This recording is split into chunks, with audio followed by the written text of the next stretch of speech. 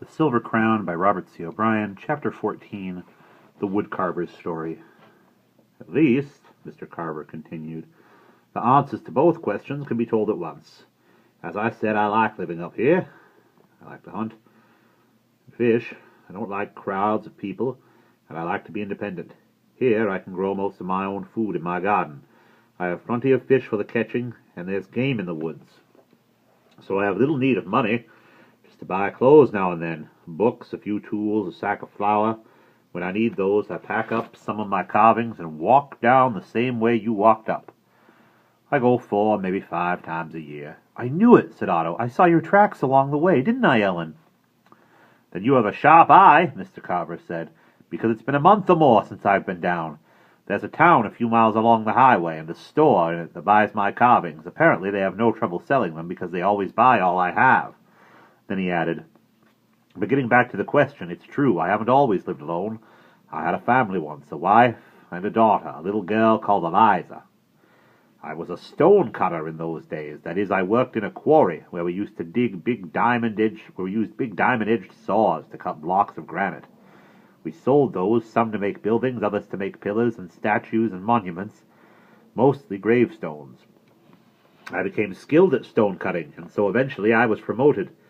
I left the quarry and went to the factory owned by the same company that made the monuments. In my spare time I studied stone sculpture, but at the factory I worked at making and carving gravestones.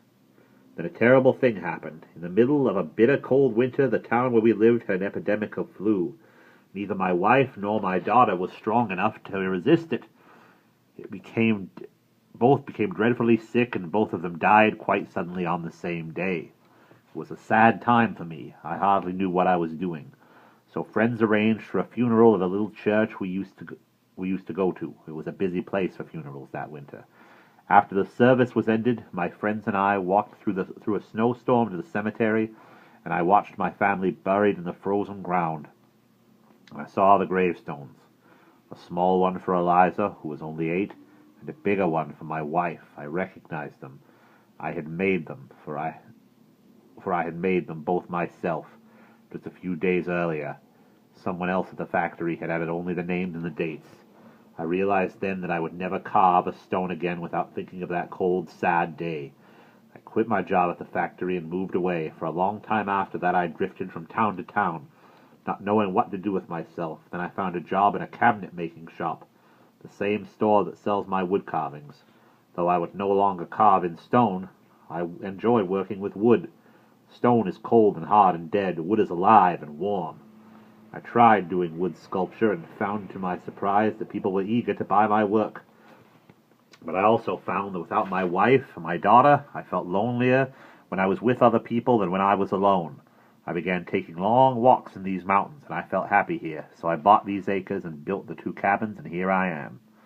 His sad story, though he told it matter-of-factly enough, had brought Ellen close to tears, and she did not know what to say next. But as she talked, Mr. Carver had been cutting away deftly at the block of wood he held, and now, with a smile, he handed it to Otto. It was his way of changing the subject. Otto looked at it. "It's me," he said. He showed it to Ellen. Mr. Carver had made a hand-sized miniature of Otto's face, like him to the last eyelash.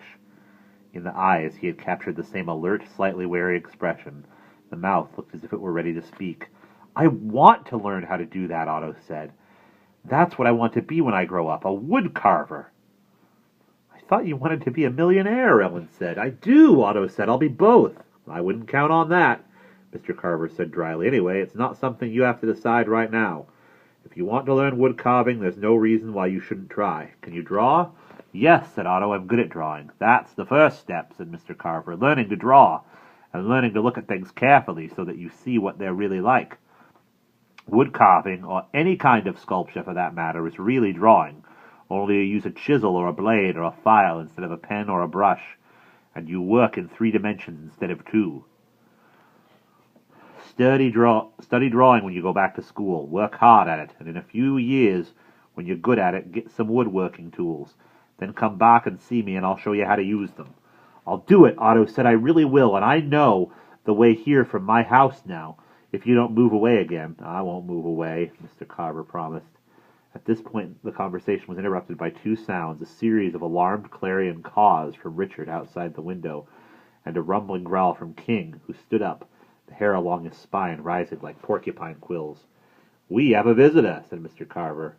"Somebody's coming," said Ellen. "It's him!" cried Otto. "He's found us!"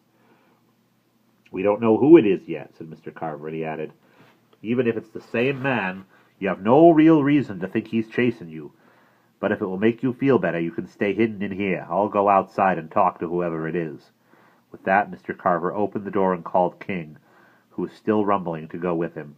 He stepped out of the cabin and shut the door behind him. The two children crept back to the far side of the room and stood in the shadow of the work table. They could see and hear quite well through the open window. They hoped whoever was coming could not see equally well into the cabin. End of chapter 13.